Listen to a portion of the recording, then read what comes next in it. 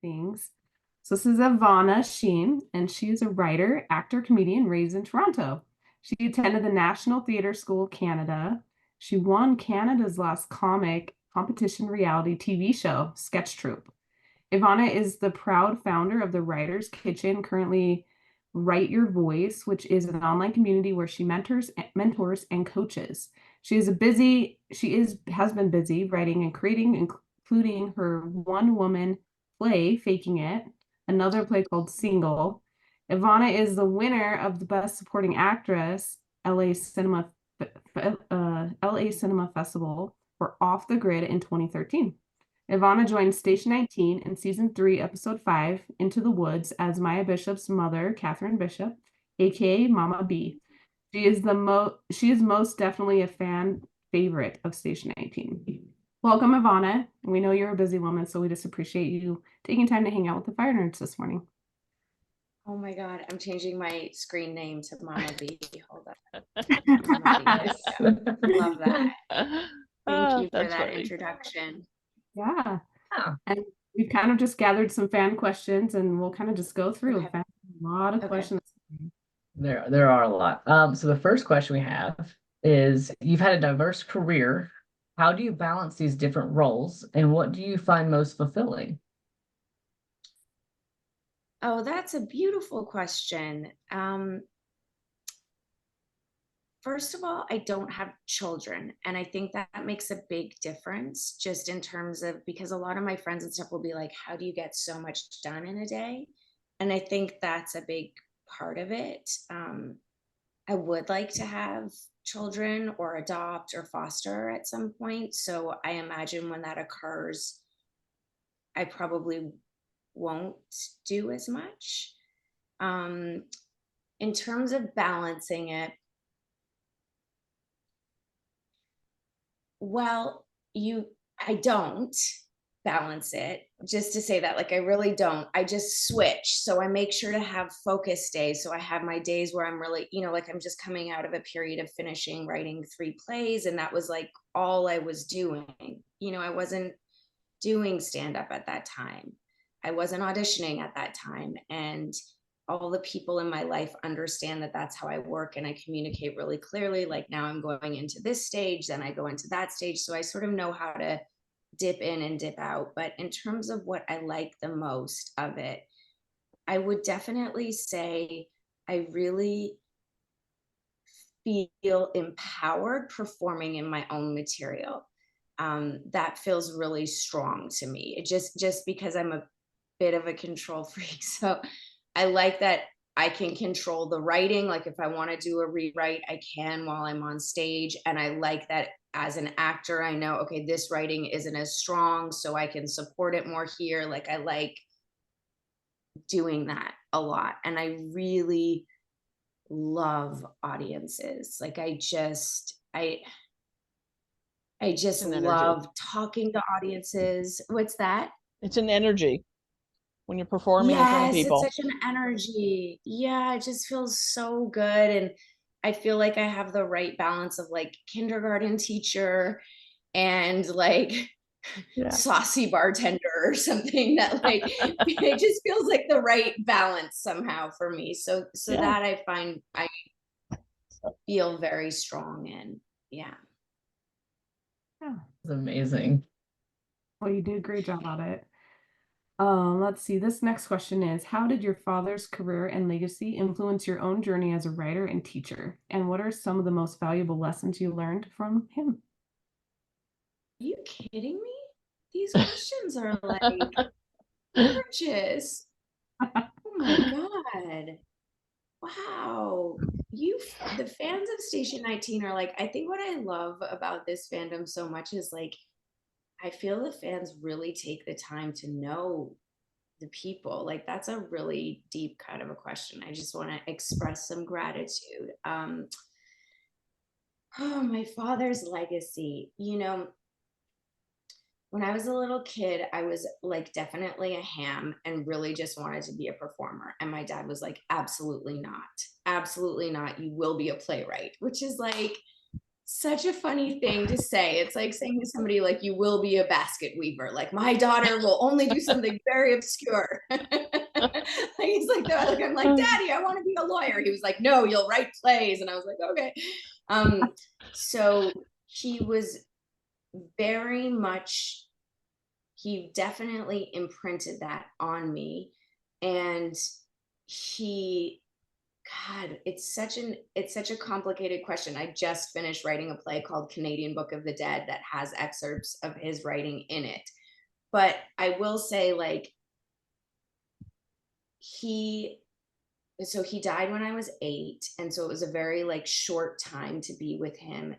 And in that time, he really imprinted on me the importance of being funny, that you must like always be funny, and the importance of like finding the right words in situations and finding the right way to say things. And I think that I have to be careful because I can really take people down with my words too. So I have to like watch myself. It's like a interesting tool. But in terms of that legacy, right around the time that I was doing the Station 19 episode where they get married, I was really going through a sort of life understanding where I turned the age that my dad was when he died.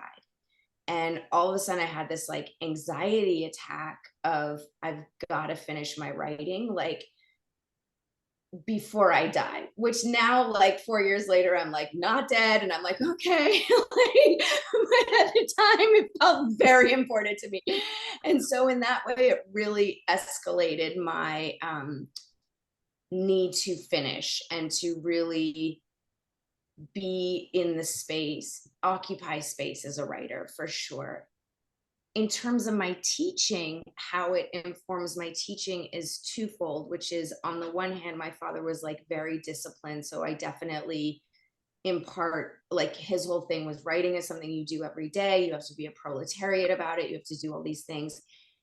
And he also struggled with alcoholism. And so on the one hand, I like to give my students this feeling of discipline, structure, don't take it too seriously, leave all the esoteric stuff for other people. This is a craft that you do daily. And I also like to give them self-care tools. And I really like that we're in a generation that we're in a time that talks about mental health. And so I do, so in those two ways, I would say is how I honor his legacy. That's beautiful. Yeah, that is beautiful. Like the best question I've ever been asked in my entire life. Like that is We have to such give a beautiful question. We have to give credit. We have this amazing individual in the fandom. Her name's Lori, and she comes up with these incredible questions. So props to Lori, because she goes. Lori, thank you so much, because that's really like what my life. Yeah, it's just what it's about is those two things. So it's really beautiful. Awesome. What inspired you to create your one-woman play, Faking It? It's so funny. I was like, good luck asking a question after Lori's question. Right. So I did a moth show. Do you folks know the moth? It's where you get up and tell like a true story. So I got up and told a true story. And it was again this thing where when I had gone to theater school, I really enjoyed doing moth style things there. And so I really resonated with that. And then I just built it onto it like half an hour at a time until it got to an hour. And then that's what led to me really deciding to do stand up more seriously, because I just felt like it really helped improve my performance on stage. So in terms of the inspiration dramaturgically, it was this idea. I had grown up half in Canada and half in the States. And so it was this idea of cultural divides that we have in ourselves and different ways that we resolve those divides, and even the divide between maybe how we identify with our father or our mother, or we identify with a country, and how to sort of reconcile those divides. So that was the inspiration behind it. Oh, beautiful.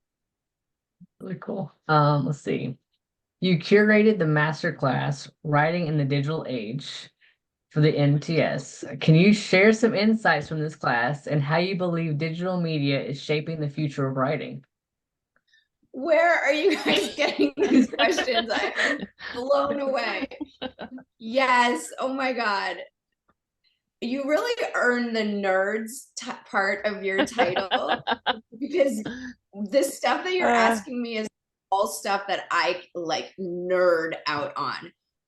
But basically, if you work in the theater, it's all about how are we going to stay vital? How are we going to keep the lights on? What are we going to do? And I have a dear friend from Montreal, Paul Raphael, who works in VR. And a long time ago, I was seeing, what was going on with social media and what was going on in different digital spaces. And I was just in my own mind trying to solve the puzzle of where theater fits in with that. And when I watched my first VR, and I do think I feel like VR, this is the nerdiest thing I'm going to say today, just to give you a heads up. I feel like VR is like Shakespeare. The first one you watch, you want it to be fantastic. Like if you haven't read a Shakespeare play, go to London and see Judi Dench do it. Like go see the best possible thing. And same with VR. So I saw an amazing VR, this amazing performer, Patrick Watson, playing on the piano and his cat. And I was like, oh, this touches me the way that theater touches me. So how do we bridge this divide? So I started a conversation at National Theater School and worked with the writers on how to have a direct connection with their audience via social media. And I continue to work, like I'm really hoping to write a VR play that would include some musical elements in the next couple of years. So it's something I think about a lot. So thank you for that question, Lori. We'll have to keep a yeah. Yeah. We'll have to keep an eye out for that when it happens. Oh, thanks, Alex. Yeah, I'll definitely let you all know, because I think it's like, yeah, just we're living in such a global age, and there's so, like, even just doing the Zoom or whatever, there's just so many benefits to it. So how to use it in our favor, I think, is just a question I think about. Yeah. Absolutely. The world's How to make changing it- and you got to keep up with it. Yeah. And Use I mean, technology with in the a positive onset of it, yeah, with AI and everything that's coming and all of the changes and sort of worldwide labor strikes. And I think that, as a culture, we're on the precipice of deciding if art is something we're going to keep or not. And, obviously I'm on the side of keep.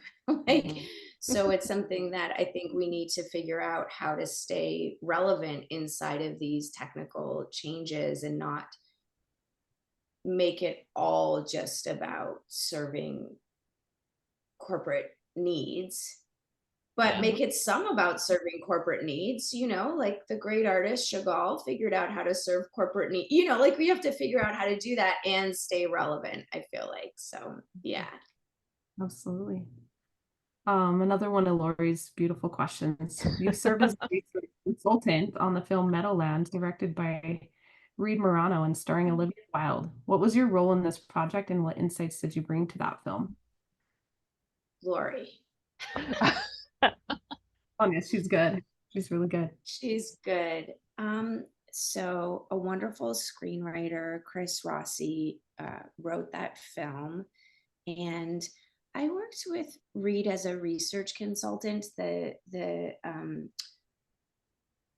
believe the character's name is Adam, had autism. So I was doing a lot of research on autism, which was really interesting, and how to like connect that thematically with some of the images in the film. And it was just a beautiful, I mean, obviously Reed is, this Emmy award winning director. I want to say the first female to win for hour-long directing in the Emmys for The Handmaid's Tale. She directed that pilot and is just amazing. She's just such a brilliant person. So, and I had a small part in the movie too. And, you know, she's started as a cinematographer, and it's always really different working, especially as an actor, with directors who are DPing, just because you feel so doubly safe and taken care of by them. So yeah, that was my experience on that film and that project. And also Olivia Wilde produced it. And so it was just like, and starred in it, but it was really expanding for me to see Olivia and Reed work together and the power that they brought. Yeah, it was a really cool experience. Awesome. Thank you. Okay, this is one question we ask all the actors because everyone has their different stories. But how did you make your way into Shondaland for Station 19? How did they get you? That's it. I'm like, one day after another, I knocked on the doors and oh my gosh. So when I first moved to LA, I was in an acting class with that Jeff Perry from Steppenwolf taught, and he's, you know, he's one of the main characters in Scandal and is just fantastic. And his wife, Linda Lowy, is an amazing casting director. And for whatever reason, she saw something in me in my classwork and started to call me in for Grey's Anatomy. And I auditioned so many times for Grey's Anatomy. And I mean, I think you all know this about me, but I'm a huge Grey's Anatomy fan and a huge Station 19 fan. Like, just, I am one of you. And so sometimes I would go into those auditions and sort of bomb just because I would get so nervous around, like, I was both fan and actor. So I would get nervous around some of the directors, around some of the things. So when the Station 19 audition came around, I had just gone through a divorce. This is where I want to give a little tea and fun for I had just gone through a divorce, and I was really like envisioning who I was, what my identity was. And I got this audition, and I just said to myself, and the audition was for Catherine Bishop, but no name. And it almost came like not a background actor, but like in the background of a family scene in a flashback. Okay. And I was like, Jeff and Linda and these people have fought for me so many times. And sometimes I felt like I let them down in my auditions previously. I was like, that's not me anymore. I am going to give this everything. Mm-hmm. And I worked so hard on that audition. And oh, now I'm even remembering another audition that came before that I had also done that. My point is you have to prove yourself. My sense is, my understanding is, you have to prove yourself a number of times because it's a lot of responsibility to be on the set in that kind of capacity. And so I had also gone very far in a process for a pilot in front of Linda before this. So I was feeling like I was proving myself, and it all became about me and Linda. Like, I was just like, I just want Linda to know that I appreciate her and like, I'm really giving my heart. And so I went in. Oh my God, I have so many details that are coming back to me. I don't know if these are interesting or not, but I also remember I was doing the artist way at the time, because if you're not doing the artist way, are you even going through a divorce? No, you are not. So I was doing the artist way. And one of the things is you write down all of your blocks. And one of the blocks that came up for me was, I remember thinking, like, I was writing down the reasons why I couldn't get this part. And one of them was like, I bet I don't even look like the girl, because we didn't know who we were playing the mother for. I was like, I bet I don't even look like her. And then I remember I felt an intuition that said, no, you do look like her. I just felt it. And there was something in that moment that gave me this confidence to just go in and really stand on that and not be in the waiting room, who looks like this, who looks like that. And so I did the audition. I felt good about it. And then I found out I was pinned for it. And then I went in and did it. And I remember walking in and seeing Danielle, and I was like, that's my daughter. Like, we're of the same. Obviously, Danielle is so beautiful. So I'm not saying it like that, but there was something in our essence that was so kindred. Like, I can't explain it. It just clicked. And that is the genius, I think, of Linda, is that, you know, casting directors don't get the credit they deserve, but my God, like they, you know, she watched me for 15 years grow, go through a divorce, like da da da da, and then end on the show. So, which was, you know, my dream. It was just my dream, you guys. Like, it was my dream. I just wanted to be in that world so badly. Yeah. Oh, That's really beautiful. cool. That is You It did is. beautiful. You You know did, you it. did Thanks, it. Susan. Thanks for And creating this space to like go into the details, because I've never shared that artist way thing or those things, but and then it just felt like, now I'm just but even that thing of like writing in the digital age, like even the way that I chose to interact with the fans afterwards was just very much based on that course of just like, I want to connect with you directly. Like, that's why I immediately was like, my name's Mama B. Like, I was just like, let's go, because I really liked that feeling of being with the fans and talking with everybody so directly. It made me feel really connected. So thanks for this yeah, opportunity is what I'm of saying. course. Of Oh, course. thank you. Thank you for Thank sharing you. all of this. Yeah. It's so fun. I'm a big talker. That's okay. We like talkers. Yes. Yeah. Talk all day. We do. Okay, let's see. Oh, okay, here we go. In your Okay. role as Maya Bishop's mom, you portray a character with a complex backstory involving an abusive husband that significantly impacts her children and her. How did you approach portraying such a multifaceted and emotionally charged role? Wow, another great question. I think what was so brilliant about the way that that role was written and the way that the backstory is written and the whole dynamic is that it's very nuanced. So it's not just like that everybody plays a sort of part in the family dysfunction. And so I really worked on with Catherine, where do I have a lack of boundaries? That was something that I really worked on and thought about a lot. And Danielle and I had really deep conversations about the mother-daughter dynamic. And at one point, I remember I said to her, we were like in her kitchen rehearsing, and I said, you know, sometimes I feel like I'm the vapor or the smoke that can get under any door. Like, I'm the fire you can never put out. And we were like, yeah. Like, we were like, that's what it's like to have a fucked up relationship with your mom. Like, Yeah. you can be the captain and you still can't put out the fire.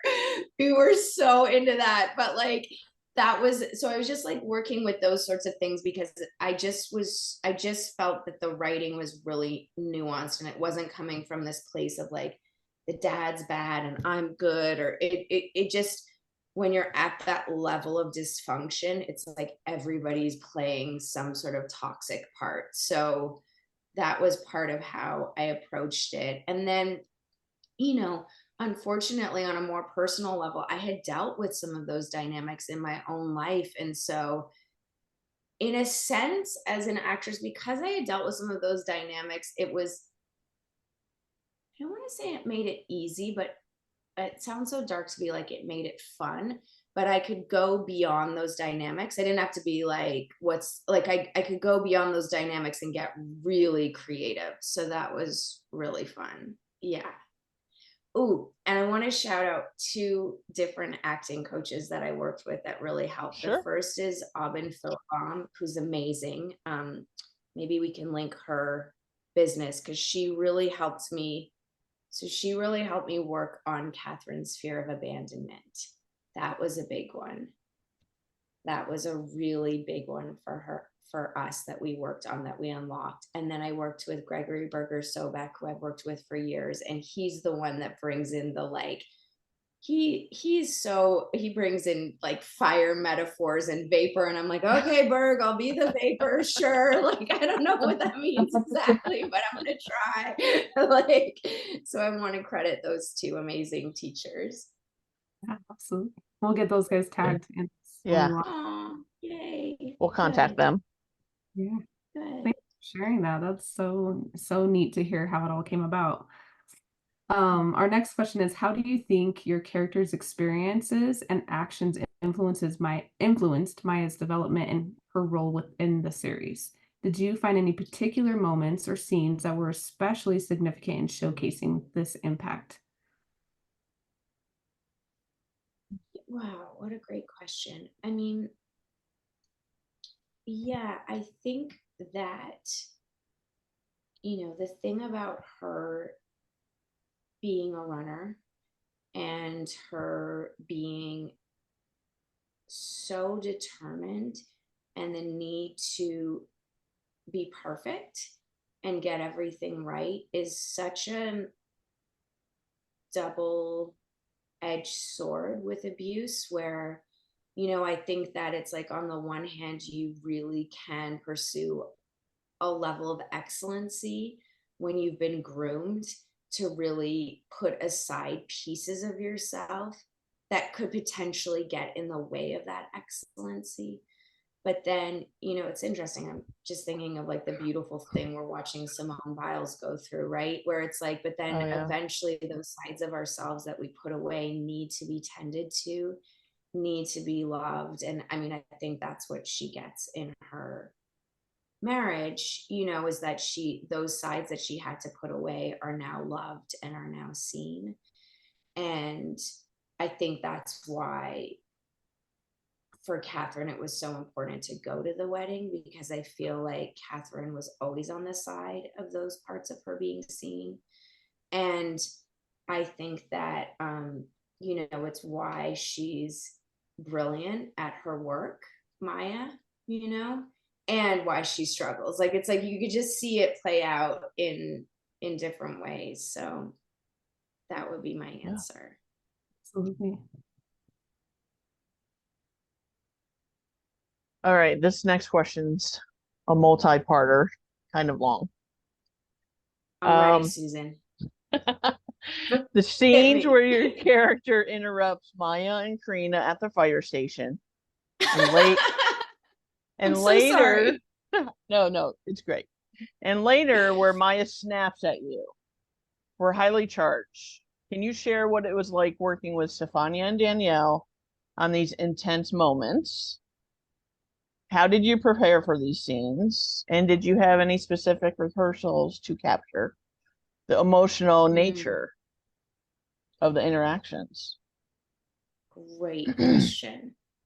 Well, like I previously shared about the rehearsal process, Danielle and I got together, and I mean, we talked it out for sure. Mhm. And Stefania is so light. I mean, she reminds me of a bit of Katie Lowe's, in that she's that person that everybody just wants to be around, that just lightens, like, it's like she's like the kind of person that turns on an extra light we didn't know was in the room, like, boop, just chill out, everybody, like, I can get really deep and really like in my feelings and neurotic and like in my thoughts. And so she just brought such a beautiful lightness um, to those scenes. In terms of the preparation, yeah, Danielle and I worked on them a lot. The,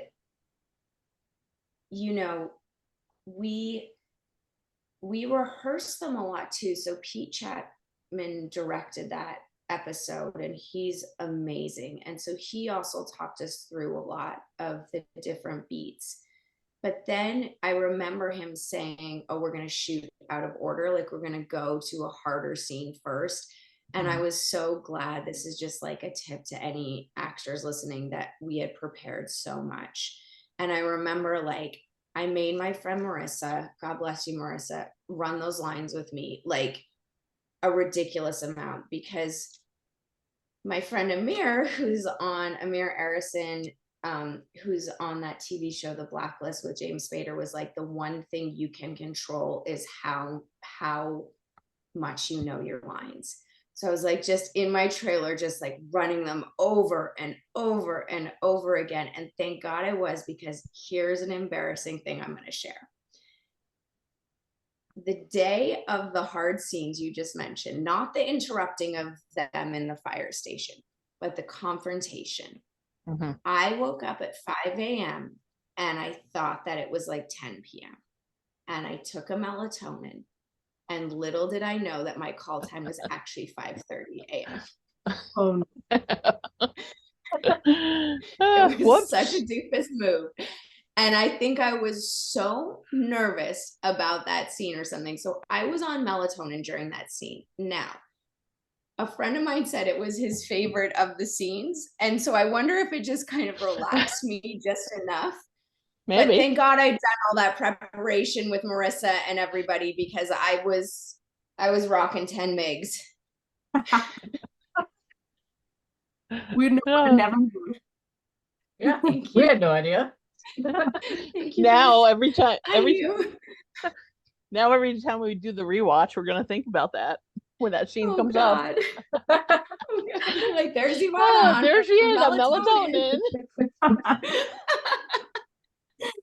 I love it. Thanks. Like you said, maybe So, relaxed you enough and feel yeah, comfortable. just chill. Yeah, I was just all the nerves. I just remember being like, start drinking coffee now, Sheen. How many cups have you had? know? Don't worry about it. Yeah, exactly. I was like, I'm fine. And they were like, why is she drinking all that coffee and sleeping at the same time? I was like, it's fine. Go back to, I'm fine. I'm fine. I'm fine. Let's see. Okay, so another good question was the spaghetti dinner.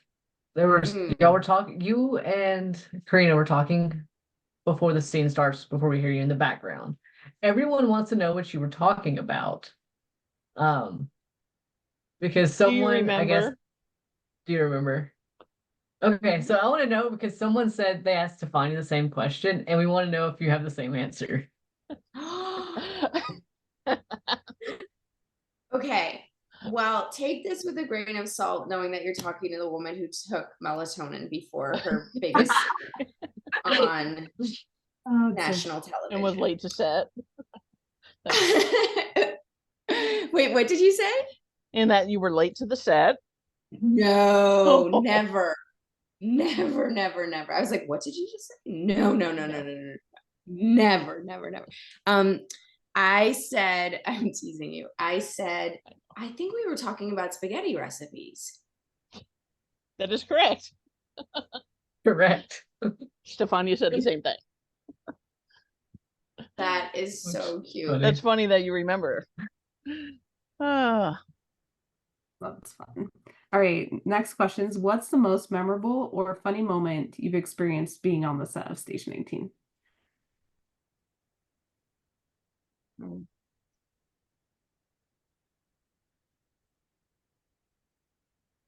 I remember, so definitely the melatonin thing was pretty funny. In terms of memorable, when we were shooting the wedding episode, that was just so fun to hang out with everybody. And I remember standing outside with Oak and a bunch of other people and just sort of started not doing stand-up, but like telling funny stories. And that was a really memorable moment for me. Like, it was just really fun that they were like, oh wow, Mama B's like got some stories. That was really fun. It was really fun just hanging out with everybody, actually. And then, yeah, if more come to me, but that's just coming to me now. And then, of course, I would say the moment I saw Danielle was really memorable and special. And there's very few people I've felt like in that life where I'm just like, oh, I just want what's best for you, like a very pure feeling. I definitely felt that way with her always. Like, so that was that was just interesting that that happened outside of like acting. Yeah. Yeah. And then I also remember just sitting, was this on Days of Our Lives? Oh no, that was on Days of Our Lives. Never mind. I remember on Days of Our Lives sitting in the makeup trailer and like there was a fireman scene or something, and there were just all these firemen standing next to me that had to get chest makeup done. And I just remember like being like, how is this my life? Like just looking at them. Yeah. Oh, Oh, that's great. Like, yeah. Oh my gosh. I'm gonna skip around a little bit. Have you seen the finale and how it ended? I have not. I Okay. am weirdly sad to watch it. I don't know if that makes sense, but I'm like sad to watch it. So I'm sort It of does. saving it for when I can kind of handle it. Okay. Um, how or do you think Mama Bishop got away from Lane? If so, what does her life look like now in your eyes? Because really, after the wedding, we never heard from or saw her again. Yeah. Yeah. There wasn't a I lot of don't think mention. she did. I don't think she did. I don't think she did. I think that in my sense, I would love to hear what the writers think about this, but in my sense, that going to that wedding was her freedom. That was as much as she could contain inside the way her life was set up. But I don't think she did. No. Okay. It's a generation thing too, right? Like there's just certain generations that just don't leave. And Yeah. there's something sad about that. And there's something like beautiful about it too. I don't know how to explain it more than that. There's just something very traditional, but my sense is that she's very traditional and wouldn't leave. Otherwise, why wouldn't she just go live with her daughters when they invite her? Right. You know what I mean? They invite her and she doesn't go. So it's like that to me says everything it needs to say. I know we kept waiting. Unless we do a spin-off where she goes and lives totally into that. Yes. We Yes. know a good writer. We're The waiting writers for in that. that We're room still, are amazing. I'm sure they could. Oh, I see. Oh, I see what you were saying. yeah, we're still fighting for that. Like we're so ruthless as fans. We're like, we're not going to give up for a very long time, and we're still hoping for Yeah. that redemption or the Yeah. whatever it comes. But we need Mama B back. That's all we know. We need her to Yes. get away. Yes. Yeah. Mama B does Just- live yeah. on in fanfics. There are a lot of Oh, awesome fanfic writers in the fandom. So Mama B does live on. Mama B you does have a guys. happy ending. She does? She does. There's a lot of stories In where the it's in the very fan positive. yep, in the fanfic world, it's a very happy ending and she becomes a lovely grandmother. Send them to me. What happens? Tell me. What's the end of the So story? well, in a lot of the fanfics, she eventually just kind of overcomes and like decides that she doesn't want to be there and her kids were more important. And a lot of those same fanfics, Mason comes back and he's in there. So they create their own family with their own kids, and she's a grandmother to kids and is just living her absolute best life free. I love Yeah. that. I love that. So you would have to put on a lot of age makeup on me. Yeah, sure. Yeah. Yeah. No, that's beautiful. That's a beautiful way. It's funny. I've thought of it both ways in my mind. Like I've seen that version that's so beautiful, and I've seen the version where she stays. I mean, I think we've all seen those versions in our families or in our friends' families of the woman who stays and the woman who leaves. And yeah. Yeah. In Absolutely. season 7, Maya does see and confront Mason again. Yes. Did you hear about that? Yes. Okay. If the writers chose to write you back in, how would you have liked to seen that play out? I mean, look, I think we just talked about it. Like I would have loved to have gone and stayed with them because I think there's also something really intergenerational about that, about a mom living with her, daughter and daughter-in-law, and Liam's the name of the baby, right? Yeah. Yeah. Yes. Yeah. I mean, I just think so that's 3 generations. And I just think there's something really interesting about that. Yeah. Yeah. Absolutely. Let's Yeah. see. I'm trying to see. Oh, Alex, I think it's your turn. I don't want to skip I was you. trying to see if we have any before we get to the fun questions that we haven't covered. I don't see any. You We're gonna talked a little bit about the wedding, and we always said like the wedding party and everything was like the cast and crew's going away party for that season because of COVID. Can you talk a little bit about your experience of working on a set through the COVID guidelines and stuff? How was that like for you?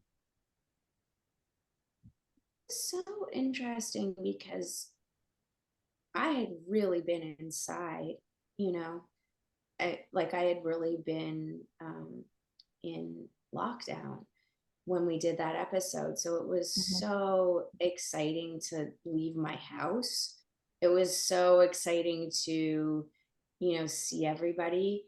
And it was really sad too. There is a crew member who lost his mom to COVID. Like there was also like the weight of what had just occurred um that was there.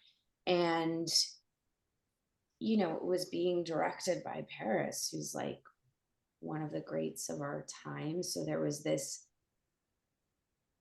sense of the work being anointed by excellency, just because he was at the helm. So there was something that felt very sweet about it. And of course, I thought the episode was like brilliant. I mean, I remember just reading it and just thinking, how do they do? Like, I just thought it was so, so good. But yeah, we had the person there who, if you took too many, if you left your mask off for too long, said you have to put your mask back on. And there was a lot of that going on, but there was also a lot of, I felt like, community and oh my God, this part too is like they're all so gorgeous. You know what I mean? Like they all walked out in these dresses, and I was like, oh God. And I remember I was on this whatever, like some sort of natural protocol where I was only wearing natural deodorant and just eating beans. And I was like, why now? When I'm around literally the most beautiful people in the world, do I choose to like cut out whatever magnesium, sulfur, whatever I was cutting out at the time? Like, what couldn't I have just used? Like, I remember my best friend just making so much. We were just laughing, dying that I'm there, like on my bean protocol with like all these gorgeous people. And like, I just felt like such a hippie moment and so funny to me. But yeah, it was amazing. It was an amazing experience. She'll listen. Shout out to Lenore. She'll listen to this. She's such a Station 19 fan. Great. Okay. Let's see. Oh, what would you like to be known or remembered for? Oh, wow. Do you mean in life or in the Life. show or In life. Oh, I'd love to be known and remembered for the person who came along and just made things a little easier and a little brighter and a little funner. And that maybe there's such an existential sting to being a human, and maybe just like took that down a notch for people. Well said. Thanks. We ask everybody this question. This is kind of Yeah. right to them personally, but do you collect anything? Like, do you have a penny collection or do you collect art? Yeah, what a great question. I since the pandemic, I've started collecting programs from plays, just because I've been going to see so many plays. So I definitely collect that. I definitely love my books. Like that's, I don't know if that's a, yeah, I guess that's a collection. So yeah. Cool. These are also the fun questions that we always ask to get to know the actors a little better. Okay. What are some of your favorite music that you're listening to now? Oh, wow. Funny you should ask.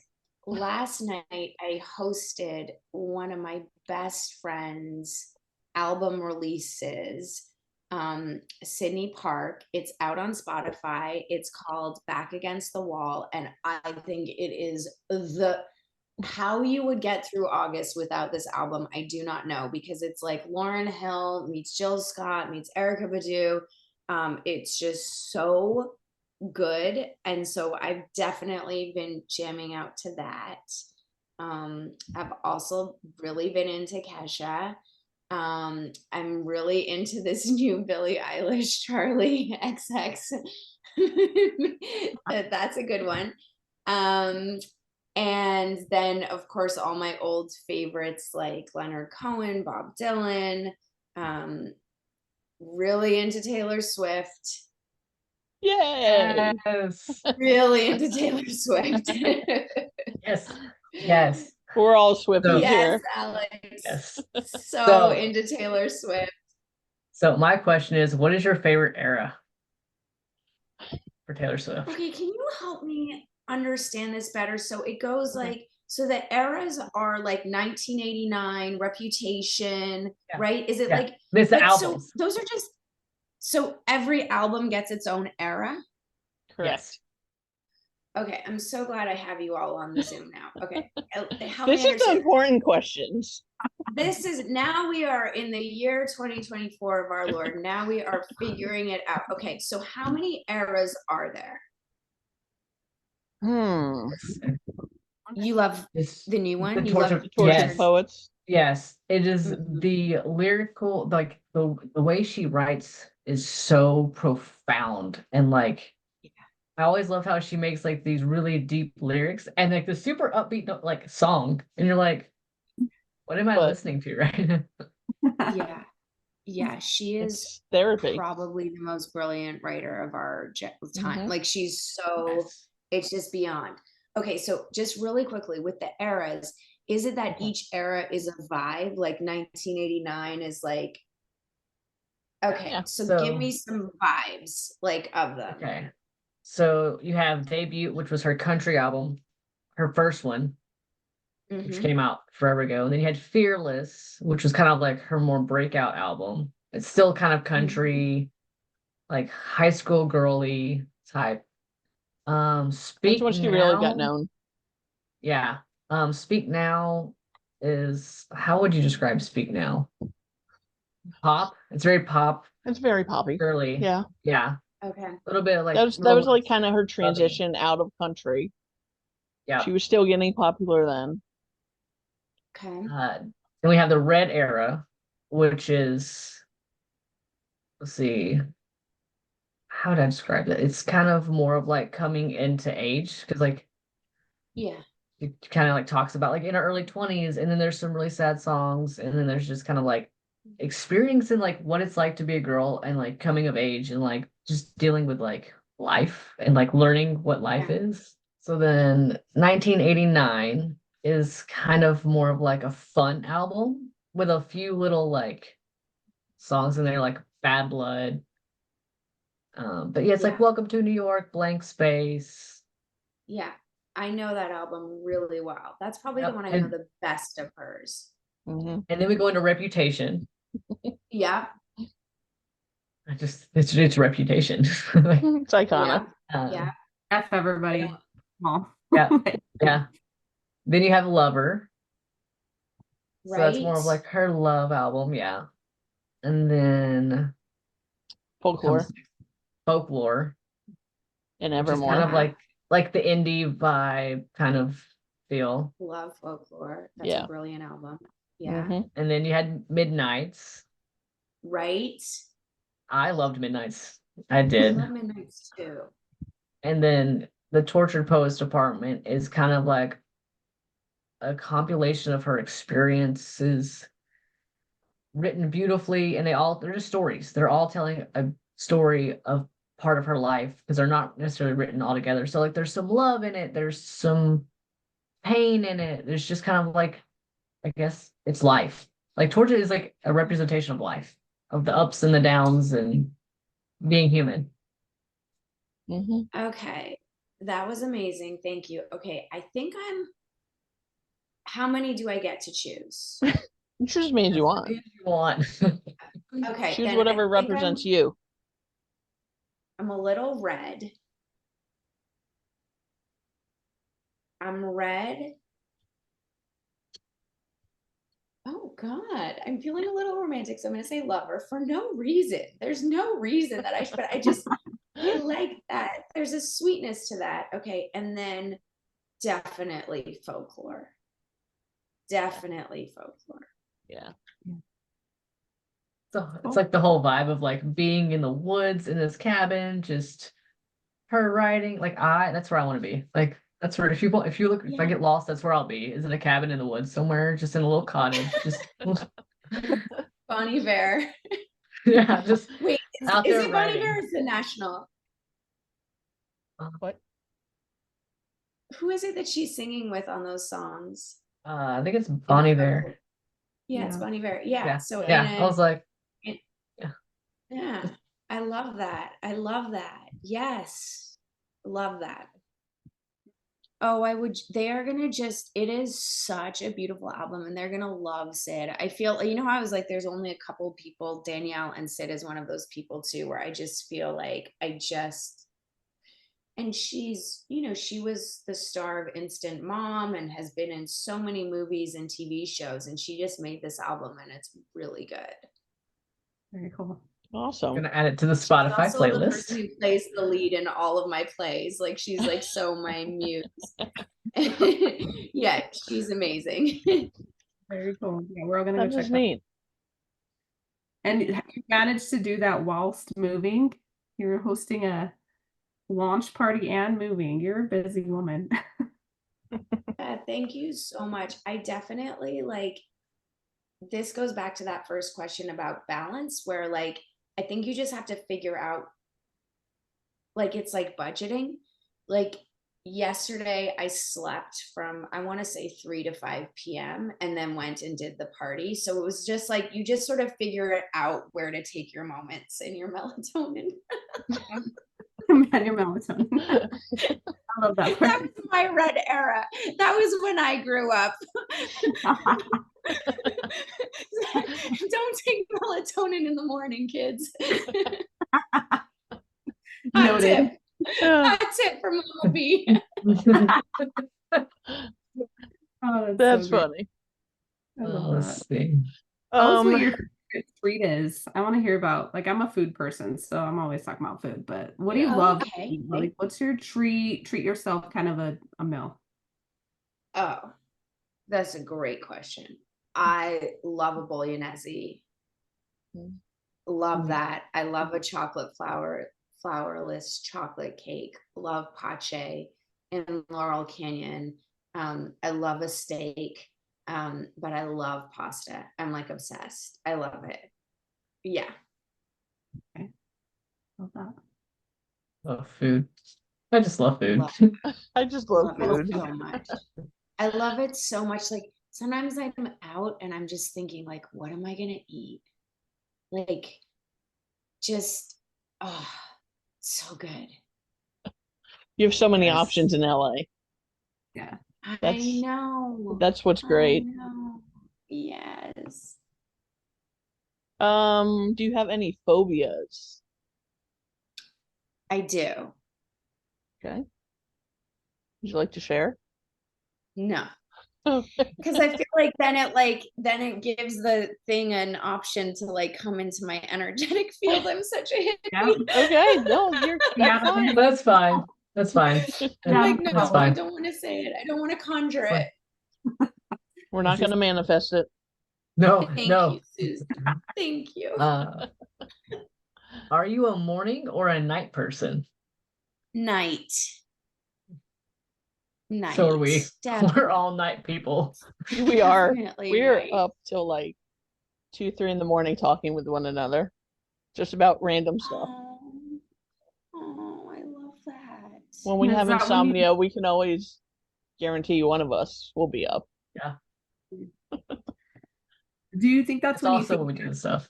for your writing? Like when you're doing your writing, do you like really nurture that time of the night when you can just like all the creative juices are flowing and you're like, I've got all this stuff I want to write down. Is that kind of how it works for you?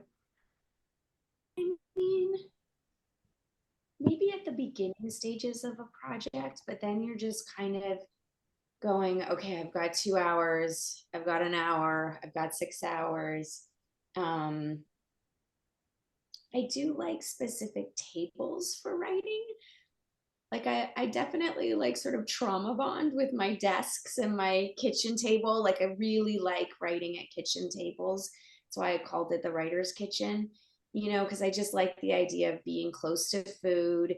And I like the idea of, yeah, yeah. That's Cool. yeah.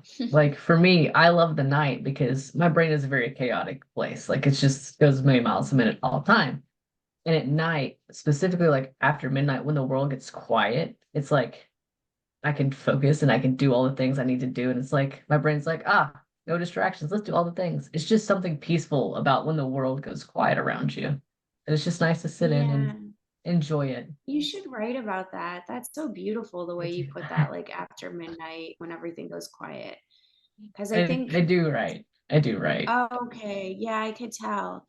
Because I feel like that's like such a like relatable thing of just when the world goes quiet.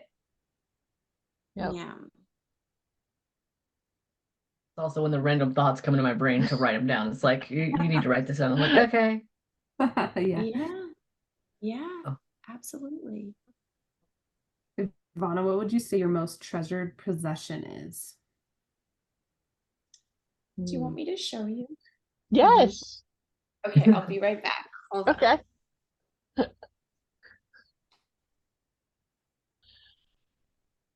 Oh, I have to use my little step stool. Excuse me.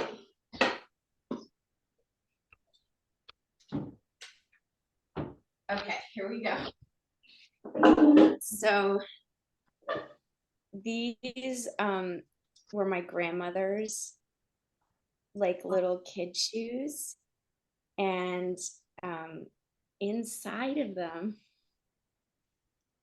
is a 4-leaf clover that she found when she was like 4. And so I guess I would say Oh, this is wow. over 105 years old. And my grandmother was like so my person. I mean, I just love her so much. So, oh, listen to this. So this is her note to my dad. Dear Brian, these little shoes were your mama's first shoes. Also, the shamrocks she picked when she was a little girl to take care of them. Oh, this is so sweet.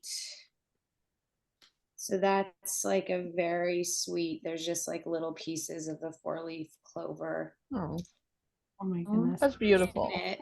Yeah. Very personal. Yeah. It's so beautiful. So that I would say that's my most treasured thing is just her little shoes because she's just such a sweet woman. Such a sweetheart. Yeah. Yeah. Thank you for sharing that with us. That's so Yes. beautiful. Thank you. Of course. Thank you for asking. Let's see. What is your guilty TV show? Like your pleasure show? Like what you Oh veg my out to? God. Oh my God. Let's go down Like, that rabbit Alex, hole. you have no idea. It goes so deep. Like, it is so bad over here. Like, okay, first of all, my best friend and I are going to the Love Island reunion, October 17th. Are you really? That's awesome. So excited. So excited. I am deep in the Housewives. Like, it's not good. It's not good. I love the Housewives. I love them. My friends and I talk weekly about them. What did we think this meant? That moment, da da da da. Like, it's a lot of, I guess, what you might call not hate watching, but like just like alcoholic women like throwing things at each other and being rich. Like they know how to live, you know? So which one's your favorite Housewives? Like, which of all the franchises? Sure. It's hard to choose between Beverly Hills and New York, although the new New York I'm not that into. So I guess I would say Beverly Hills. That's great. I guess I need to get on that bandwagon because everybody talks about that show. You do I not. feel like I'm missing out. You do not. You do not. You do not need to get on that bandwagon at all. I'm like just so deep in. It's like being raised in communism or something. It's like there's like a certain point where you can't get out. Like that's how it is. But don't. You're fine.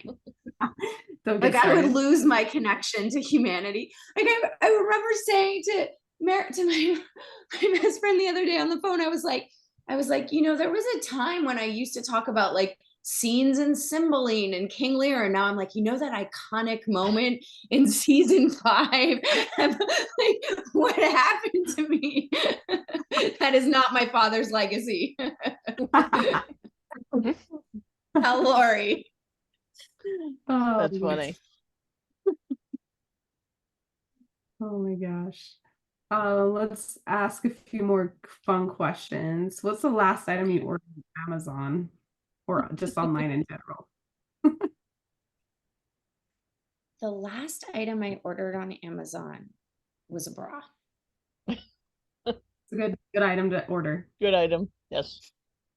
Katori, if you must know. They're very good. And it was a good Amazon Prime Day deal. Oh yeah. Those- We love those Prime Prime Day Day. deals. Yes. What is the worst job you've ever had? Oh, well, you're probably way too young. Oh no, Susan, you Oh just no, I'm look not. very, very young. So Those two are. yeah. So back in the 1900s, we had this thing. Like, I remember selling discounts to the light bill door to door in like not Kitchener, but like somewhere outside of Toronto. And it was like we got picked up in these white vans, and then we had to like sell gas discounts door to door. Uh-huh. And I figured out pretty quickly that it was a scam. Like they were basically scamming people. And I went to my like, and you know, it was like all this like multi-tiered marketing. And there was like Mhm. somebody I had to go to be like, I'd like to stop doing this job. And they were like, well, you can't, you have to go talk to so-and-so. And I was like trying to do it the right way. And then I was like in the back of this white van, and I just realized like there's no right way. And they like opened the door, and I just like ran out of and just like ran. And I was in like, where was it, like Markham or somewhere random outside of Toronto, like in a coffee shop. And I was like, just had my coffee, and I was like, I'm free. I have no idea how to get home, but I'm free. You know, like Right. I did it. I escaped. You're like, where's the payphone? I need to call someone. Basically, yeah. No, I figured out how to like take the TTC home, you know, because that's a Toronto Transit. I forget what the C stands for, but commission, I think. Anyway, so I took a bus home. It took like 2 or 3 hours, but I was like, I'm not ripping people off. You know what I mean? Like that Right. was, yeah. Yeah. So glad you escaped that. Yeah. Thank you so Yes. much. What's the best piece of advice you've ever been given? Best piece of advice I've ever been given. Hmm. Hmm.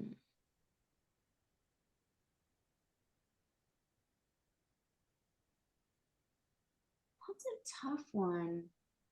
You know, I'm thinking of different things that I try to follow, but I don't know if like one, okay, I remember. Here's the best piece of advice I've ever been given is that when I was like 19, I went to work in an organic farm at Esalen in Big Sur, and I was really worried about not going to college.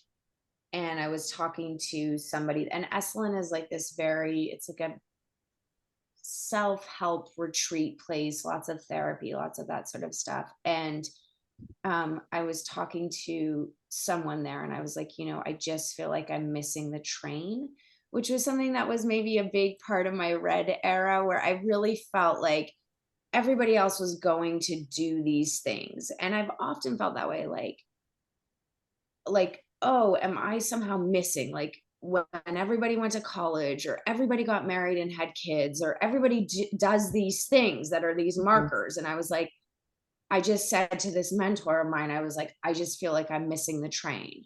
And he was like, you can't miss the train because you are the train. And that was really useful advice to me of just like, rather than looking at what everybody else has that I don't have and seeing it as like life passing me by, like refocusing towards myself and sort of going like, I am the train. And so that's always been like a hippie Yeah. mantra of mine. I am the train. No, Yeah. I love it. No, but it's That's so true. great. It's true. Yeah. It's Everyone's true, path is right? different. Everyone has a different path in life. Yeah. That's what makes it cool and Yeah. unique. And exactly. Exactly. And to enjoy, that it is an adventure and it is a ride, and that the real way to enjoy it is to center yourself in it. Yeah. Mm-hmm.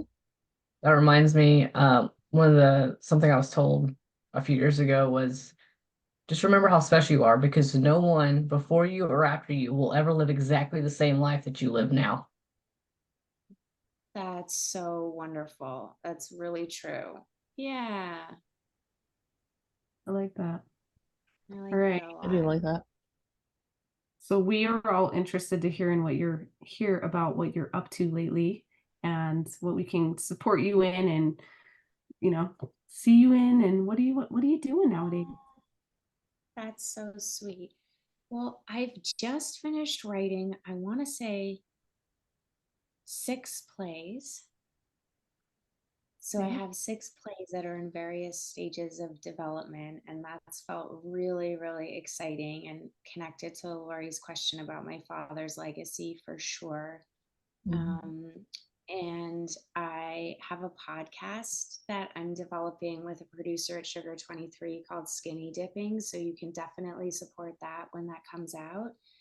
I'm really excited about that. And then I'm really interested in starting like a live comedy show in LA. So that's something that I'm just thinking about. But maybe something where I also interview different artists and talk to different people, like a sort of mashup of comedy and talking to people. And what else? I think that's it in terms of what I've got going on. That's a lot. You've got That's a a lot lot. going Yeah. on. Well, we're excited. We're going to keep our eyes open. So we'll make sure that I think all of us are following you and we'll make sure to support you and spread the love because you deserve it. You certainly do. And Oh, you're so sweet. next time we're out in LA, we'll have to come by and watch one of your live comedy shows. I think that'd be a Uh, riot.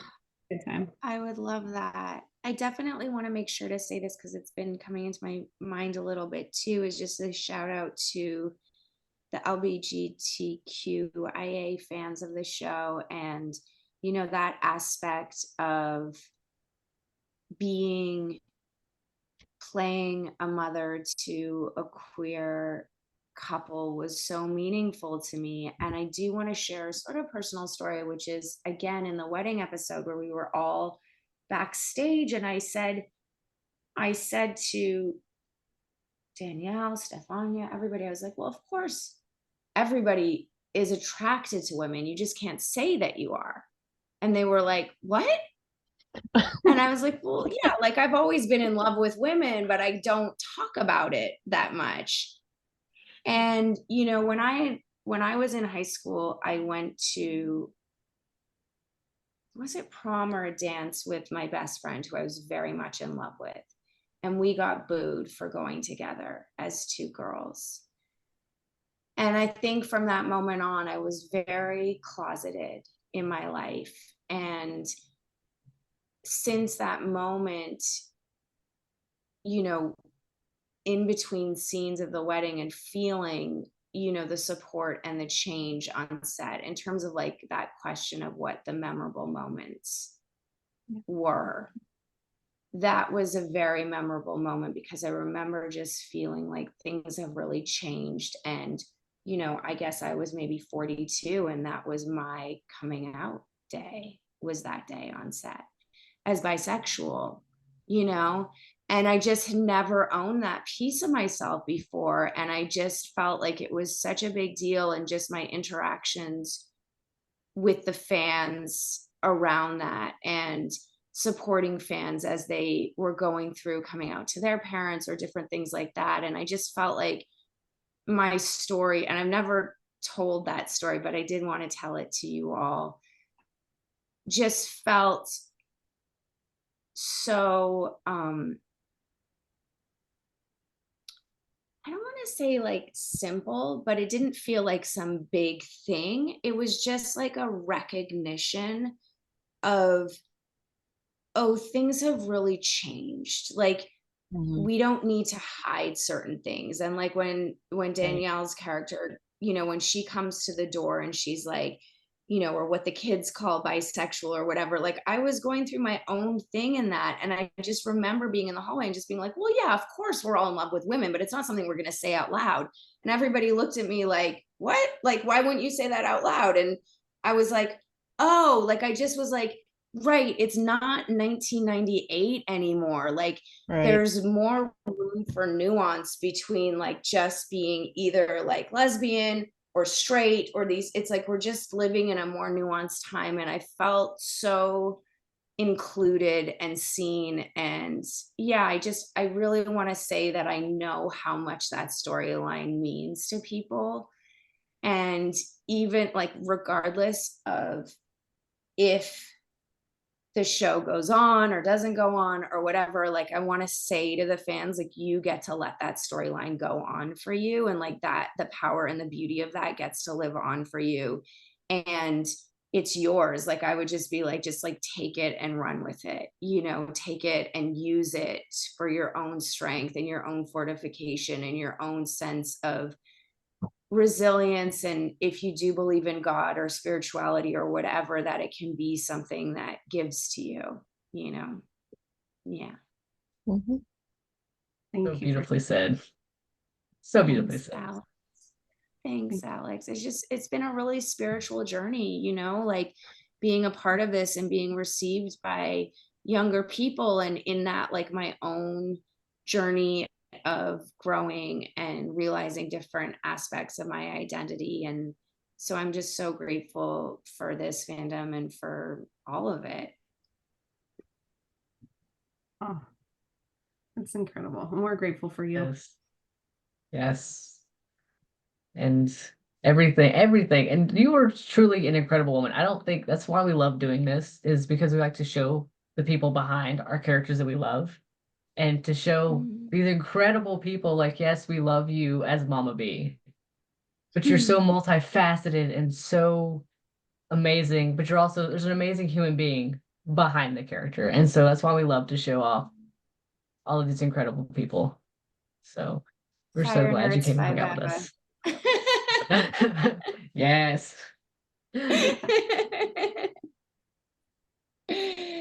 Yeah, thank you so much for having me.